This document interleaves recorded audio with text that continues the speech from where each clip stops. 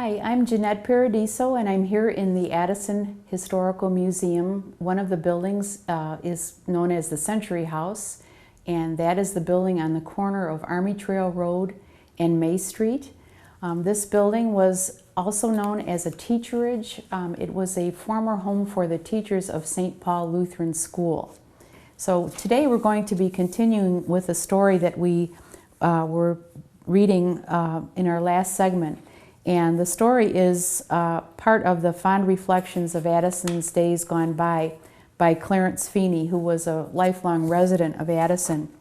And we had been talking about a store on Lake Street called the Treichler store.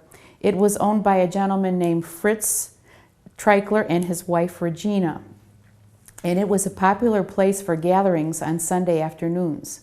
Old Mr. Fritz Treichler kept a checkerboard in readiness for anyone who cared to challenge him for a game. A billiard table also was set up to test the skills of local talents at the store. The store building was built in the year 1844, and Mr. and Mrs. Treichler were the store owners for a number of years, and after they decided to retire, their daughter Jenny, who is pictured in the family picture that we'll be showing, she's the young girl in the center bottom of the photo. She took over the store, and it was later known as Jenny's Deli.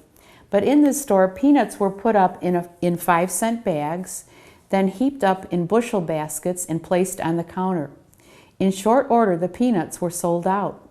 Peanut shells were scattered over the entire floor, the shells then being a good substitute for sweeping compound.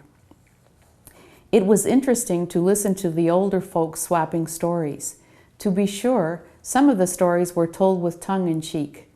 Mr. Treichler kept 3 cats in the store to curb the mouse population. However, the cats were well fed with sardines, and because of that, they were too lazy to reach out for a mouse if it ran across their feet.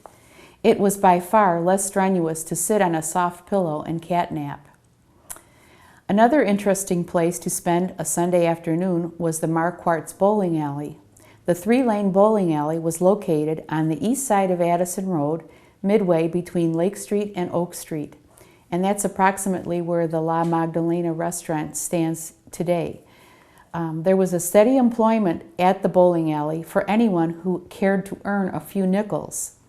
Automatic pin spotters were unheard of. The pins were set by hand. Earnings were 5 cents a line, and it didn't take very long to accumulate 45 or 50 cents. And 45 cents jingling in a pocket made a young boy feel like a budding millionaire. The people in Addison were not entirely dependent on horse and wagon for transportation.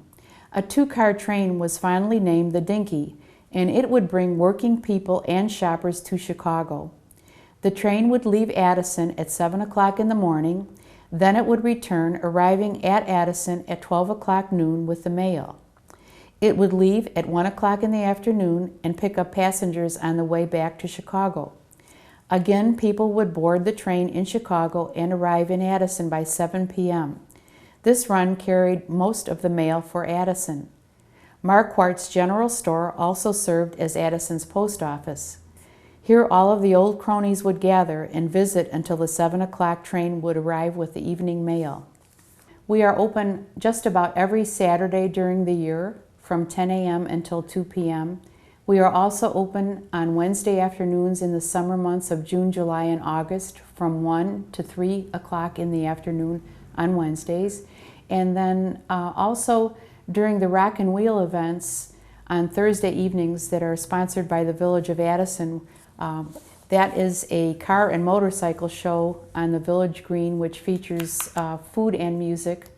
In addition to those events, please come over to our museum buildings, which are just across the street, and there is a nice craft fair on the grounds in front of our buildings. We will continue this story with our next segment.